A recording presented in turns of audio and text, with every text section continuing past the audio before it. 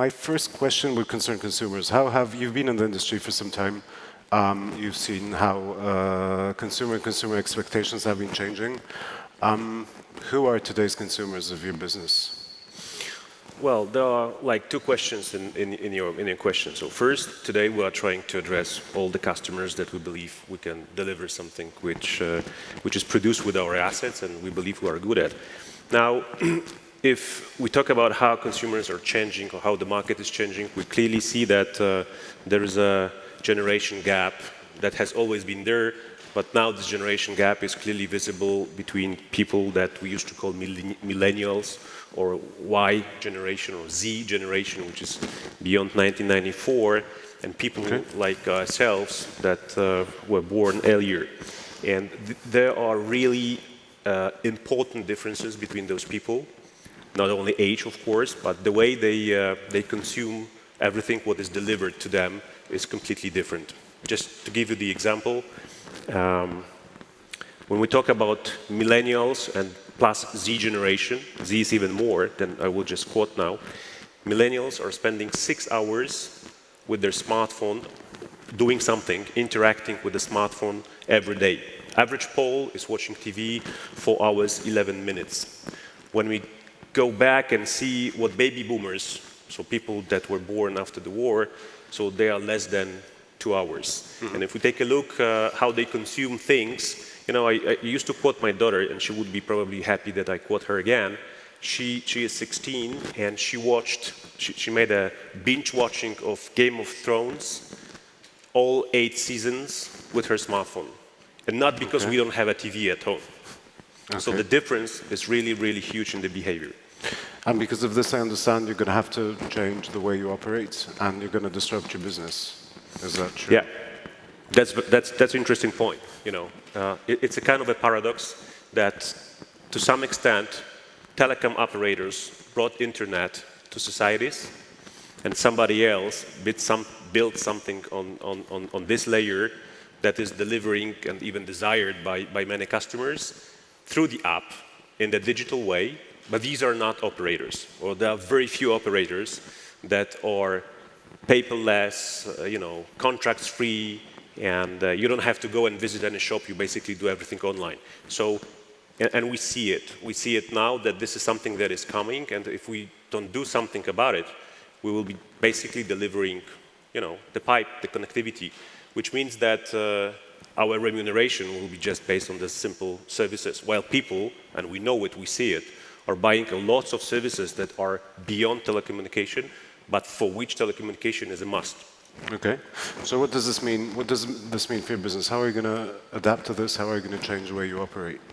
So it took us some time to launch Orange Flex, because this is what I wanted to quote. This is the first offer that is fully digital. If you are using the smartphone with embedded SIM, which means that you don't have to put a piece of plastic into your iPhone, for example, you can subscribe to the service, and you can use the service, and you can change the parameters of your service just with your finger and just with your smartphone.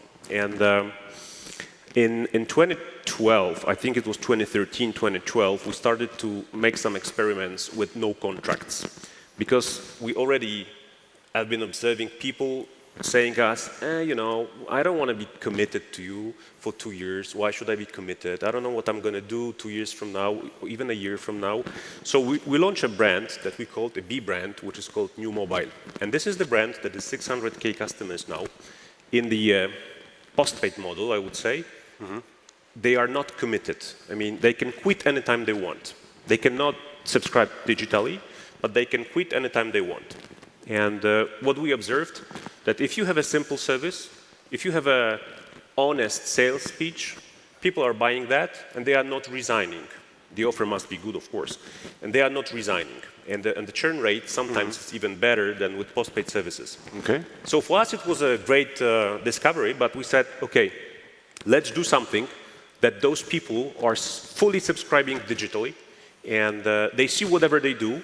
They are buying additional services digitally, and this is how we created Orange Flex. It took us 2 years. It took us a lot of a lot of efforts and a lot of discussions with customers.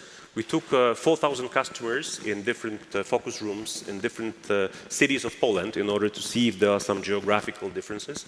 And we started to draw with a blank piece of paper what is the customer journey they would like to see? What is the experience in each step that they would like to see? What is the language we should use that they feel okay with that? And this is how we created this service. And this is a fully digital service that is available here in the market. We are the only operator as Orange with embedded SIM in both watches and smartphones. And we are the only one that you can subscribe to the service really in 3 minutes without going out of home. Was it scary, the process? I mean, this, as I said, I believe this is a pretty big disruption of the business. I mean, moving from a legacy model to a model where you can just switch on and switch off your operator that you're using, I think would be scary for most people in a business as big as Orange. Everything can change in a moment. Well, this is actually, because maybe I'll come to the roots. We asked those people, those 4,000 people, roughly in different groups in 2 years, so they will not all in a room like this one. And we said, just imagine that there is the operator of, not a dream, of best choice. What would it be like? And just, they said no commitment, variety of choices, so no one choice. Scary. Why? No commitment, variety of choices. No, it's not scary. Why is it scary? Well, because you're used to having customers who subscribe to your services for 2 years, and now suddenly you say, okay, listen, you can just switch this on and off whenever you like. Yes, true. But there were 3 differences. First, this is the model of the past. So there were no other models like this one. And everybody was pretty much used to that model, and everybody still is treating this model as a fair one if you have a subsidy to your handset, for example. Or if you get a discount because you are committed. So some people are okay to commit because of the discount. But that was the model that was existing. And the millennials generation, those guys were in the plans of their parents, or they were babies. And suddenly they entered the market with all services like Netflix, like Google, like Apple, like Facebook, and you can name them. And they said, what the heck? Why can I not subscribe to that service the same way I'm subscribing to HBO Go or to Netflix? Hey, what's wrong with you? And in the beginning, it's always like this, that you have a very few people telling you that. So then you say, yes, this is the fantasy of kids, of young people. But then you see those kids going for the first job, they commit to, they subscribe to some services, they own the budget, and before they were influencing people that actually own the budget, and you start thinking like, okay, am I doing right with the current model, or should I change something, because those guys, by the power of nature, will become the scale. And we said like, okay, do we believe that people will not go for the Netflix model because we don't want it, or for Orange Flex model because we don't want it? No. We came to the conclusion, no, they would go for this model. Why? Because this is simple, this is understandable, this is easy to buy, easy to quit, easy to deal with. So either we are in this train, or we are waiting, and maybe somebody else will take us, maybe not. So we decided basically to go forward. Do you think the market will follow? Because you're the first company in Poland which did this, and I understand you're the first company in the Orange Group. We talked about this off stage. Yes. Poland is the first country in the Orange Group that has launched that service. So all the other countries are watching us. And this is because it takes time and determination of different people, and you need also a scale and a certain level of development. So in the telecom market today, we are at the moment where everybody is looking for something new in order to rebuild the top line. And services like this one are very much helping in your profitability, at least, because you don't have all the costs that are associated with providing the service the old way. So do you think the market will follow? Do you think T-Mobile, Play? No, actually, to be honest, Play has a service which is quite similar, with less functionalities and with no eSIM. which means that this is not fully digital. So where we say it's different, we say it's fully digital. And it's not one tariff plan. It's a variety of choices. This is also one of the feedbacks we got from the customers, because there are two marketing schools. The one is saying, no, people don't know what they want, just to show them, and then they will go for it. Or people need to have a choice, and but at the end of the day, they will buy what you want if you use the decoy price smartly. But at the end of the day, people say, you know what, maybe we are not living every day with the analysis of the subscription plans of the telco operator. But you know what? We want to have a choice. So we don't want to have one tariff. We want to have few tariffs, and we'll pick up the one that we want based on our own assumptions, usage, or mood.